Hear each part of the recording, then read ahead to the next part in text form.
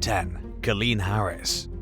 When 72-year-old Bob Harris filed for divorce from his wife COLLEEN in 2012, it wasn't for a lack of trying to make the marriage work.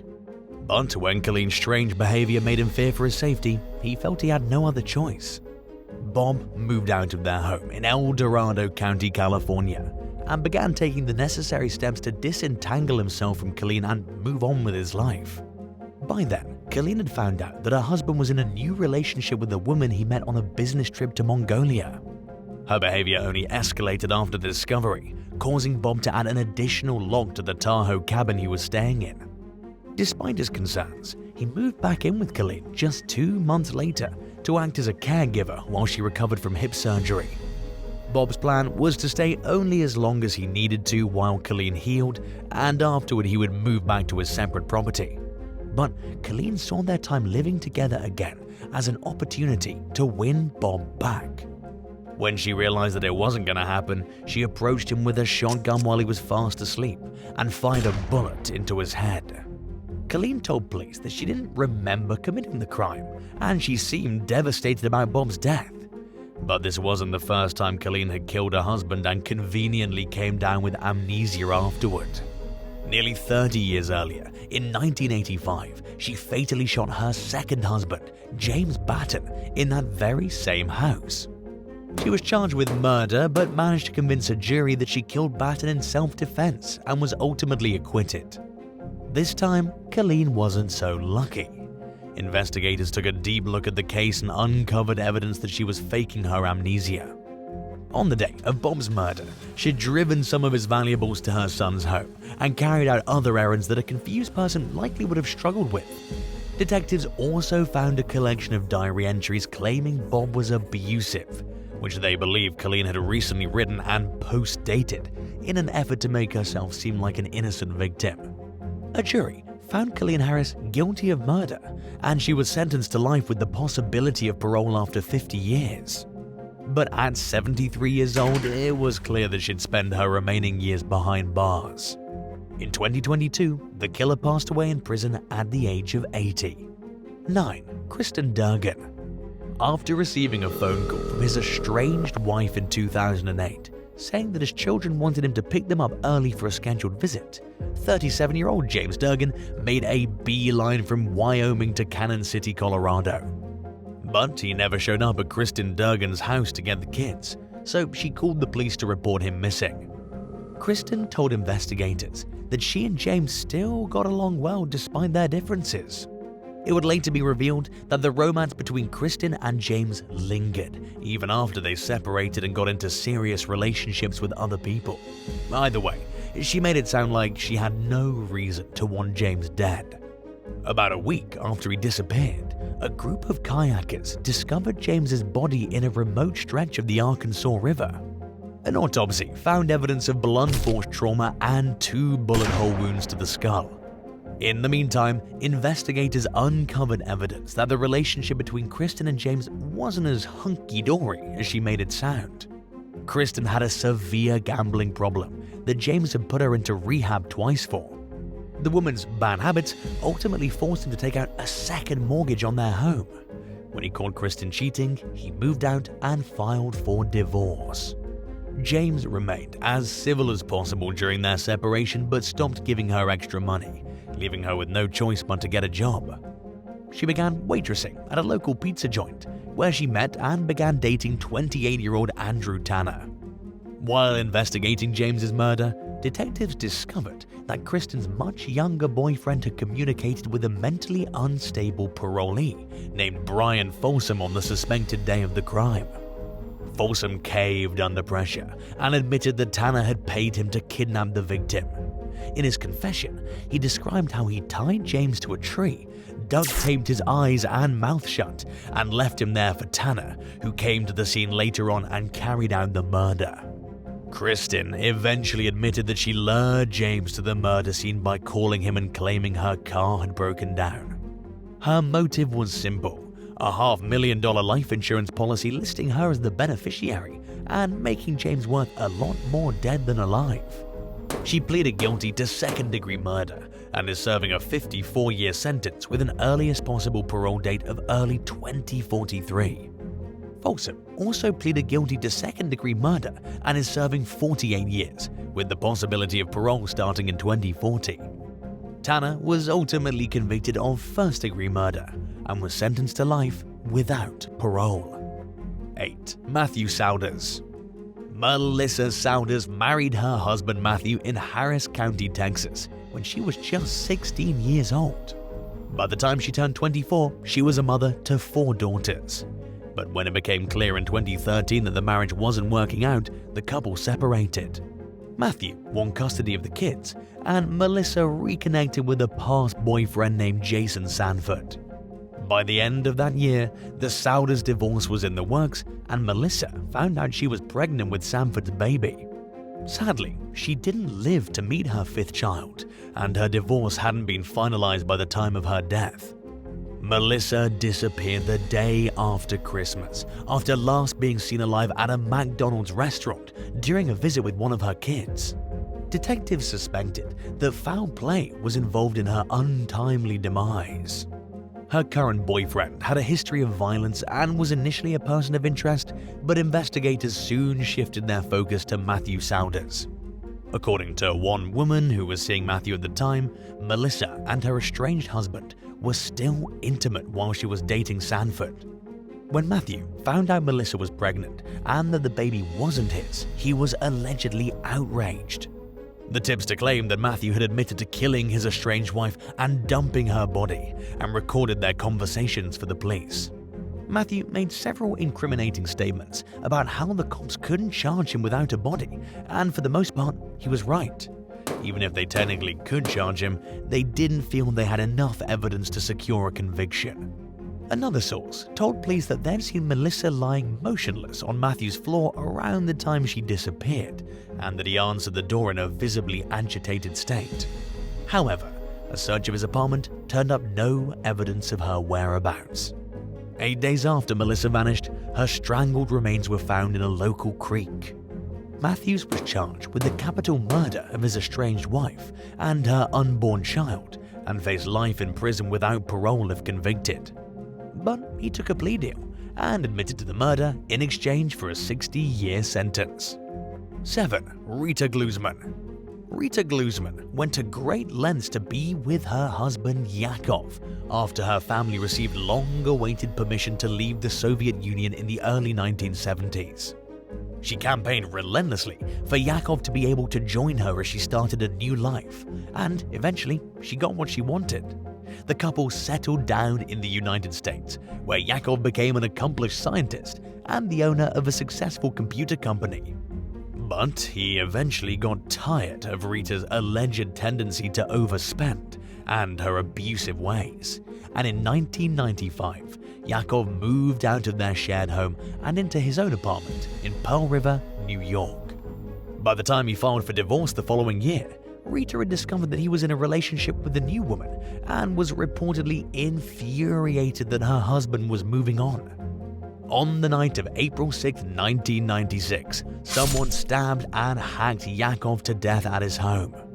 The next morning, police caught Rita's cousin, Vladimir Zelenin, dumping garbage bags filled with his dismembered body parts into the Passaic River in New Jersey. After spotting blood on Zelenin's hands, officers took him into custody, where he confessed to the murder during questioning. By then, Rita had gone on the run. She remained missing for 5 days before she was caught breaking into a cabin on Long Island. Because she and Zelenin crossed state lines to kill Yakov, they were federally charged in connection with the crime. Rita became the first woman to be charged with and convicted of violating the U.S. Violence Against Women Act, which criminalizes crossing state lines with intentions to harm or intimidate a partner or spouse. Zelenin was charged with conspiracy to commit murder and turned on Rita to optimize his outcome in the case. In court, he testified that Rita told him he would lose his job at Yakov's computer company if the Glusmans divorced. He implicated his cousin as the mastermind of her husband's death, but admitted to dismembering Yakov's body while Rita cleaned the bloodstained apartment. Rita Glusman was sentenced to life in prison, but was granted a compassionate release in 2020 due to ongoing age-related health issues, including strokes and an early-stage Parkinson's diagnosis. She moved in with her sister in New Jersey and is serving 5 years of supervised release, which means that she's required to wear an electronic monitoring device and can only leave home to attend medical appointments, church, job-related meetings, and other court-approved outings. Considering the fact that she's around 75 years old, she may not see true freedom before she passes away from old age. 6. Donna Matthews. On a hot summer day in 2016, a construction worker noticed the unmistakable smell of human decomposition emanating from a house in Kenosha, Wisconsin. He called the police, who reported to the scene and found a local businessman named Michael Gahan dead from multiple gunshot wounds. It wasn't long before the name of Gahan's ex, Donna Matthews, began popping up in the investigation. The two had dated on and off for 6 years before coming to a volatile and drama-filled end. Donna had told her friends, family, and pretty much anyone who would listen that Gahan was abusive, that she feared for her life, and that her former lover wouldn't leave her alone. She got a restraining order based on these allegations, but it came as a surprise to Gahan. Evidence showed that while Donna was smack-talking her ex to everyone under the sun, she was actually still reaching out to him and seeing him on occasion. When she left the state and moved to Hawaii, Gahan followed. Donna told people he stalked her there, but based on records of their interactions, it appeared as though he was invited and that the pair even briefly reconciled before Donna filed for another restraining order. After learning about all the false allegations Donna was making behind his back, Gahan threatened to post proof on social media that their relationship was a two-way street and that he wasn't the psychotic stalker she'd made him out to be. Prosecutors would later argue that this was the tipping point at which Donna decided to kill Gahan. Her brother, Derek Matthews, admitted to selling his sister the murder weapon and driving her to the crime scene. He was under the impression that Donna feared for her life and that Gahan was abusive, which somehow helped him justify Donna's decision to take matters into her own hands. Derek pleaded guilty to 1 count of second-degree intentional homicide and received a 7-year prison sentence. A jury convicted Donna of first-degree intentional homicide, which carries a mandatory life sentence. During her trial, Donna argued that she suffered from battered woman syndrome and that Gahan had abused her and made her life a living hell. To many, it seemed like both she and her ex carried on a toxic cycle that they both should have known to leave behind. Either way, no law permits breaking into your estranged lover's house and ambushing them with a deadly weapon. Have you ever learned the hard way that there's no such thing as keeping it casual with an ex? Let us know in the comments below. 5. Brad Wheat. When California Highway Patrol CHP Lieutenant Brad Wheat told a colleague that he was trying to hunt down his estranged wife Mary and her new boyfriend so he could kill them, his employer took his gun away and sent him home for 2 weeks. He said that he'd unsuccessfully tried to find the couple the night before, indicating that he was completely serious about his plan and that 911 had been called. But the agency simply gave him some time off and sent him to therapy. Wheat got his gun back despite the disturbing nature of his statement, and the CHP failed to inform the intended victims of the threat. A month later, in September of 2018, he broke into a storefront owned by Mary's boyfriend, Philip Trey DeBobian. He then fatally gunned Mary down and shot the woman's partner, who was struck in the shoulder and survived. Afterward, Wheat turned the gun on himself. A scathing lawsuit filed on DeBobian's behalf in 2021 accused the CHP of failing to take action to protect the victims and to prevent the shooting. When civilians make the same kinds of threats that Wheat had made, they're typically charged with a crime and in many cases are taken into police custody or put on a psychiatric hold. The CHP initially denied any wrongdoing or accountability in the tragic slaying, but ultimately agreed to settle the lawsuit for $4 million. 4. Argenis de Jesus Baez Pizano. As she lay dying in her Bronx apartment at 3 a.m. with multiple stab wounds in early 2023, NYPD officer Ariana Reyes Gomez mustered enough strength to call a family member who dialed 911. Paramedics did everything they could to save her, but she tragically succumbed to her injuries. The 31-year-old's estranged husband, 34-year-old Argenista Jesus Baez Pizarro, quickly fell at the center of the investigation. At the time, he and Reyes Gomez were separated, and their young son was living with relatives out of state. Ariana's brother, Pedro Reyes, told the New York Daily News that the family wasn't sure what was going on between his sister and Pizarro. They knew that the two were no longer together, and that Ariana had been living on her own for around 8 months, but were shocked that the situation apparently led to such horrific violence. Reyes also said that Ariana was acting as a single mother to her child. In a statement, Bronx Borough President Vanessa Gibson cited the disturbing crime as an example of how domestic violence affects people from all walks of life, including police officers. She said that domestic violence homicides are all too common in the Bronx and called on society to continue fighting for change. 3. Martin Cavanaugh. In 2018, 31-year-old Sophie Cavanagh's lifeless body was found in the apartment of her estranged husband, 35-year-old Martin Cavanaugh. The two Brits had married in 2011, but they eventually separated because Martin was controlling, jealous, and short-tempered. Any hope of repairing the relationship was lost when he failed to change his ways after Sophie moved out. Unwilling to accept that the marriage was over, Martin bombarded Sophie with text message tantrums and sabotaged her online dating profile. In one message, he offered her money to sleep with him one last time. Just days before the murder, he told Sophie that she'd broken, shattered, and ripped him to shreds. Despite all this, Sophie remained cordial for the sake of their children. She was found strangled to death the day after a planned family outing to a wildlife park. On their children's whiteboard, Martin wrote that she deserved it. Just hours after killing Sophie, he withdrew cash from the bank using her cards. He briefly went on the run, but ultimately turned himself in. Martin claimed that he killed his ex in self-defense because she attacked him in a cocaine-fueled rage, but the court didn't buy it. In the end, he was found guilty of Sophie's murder and was sentenced to life in prison with a minimum of 16 years. 2. Sharon Kelly.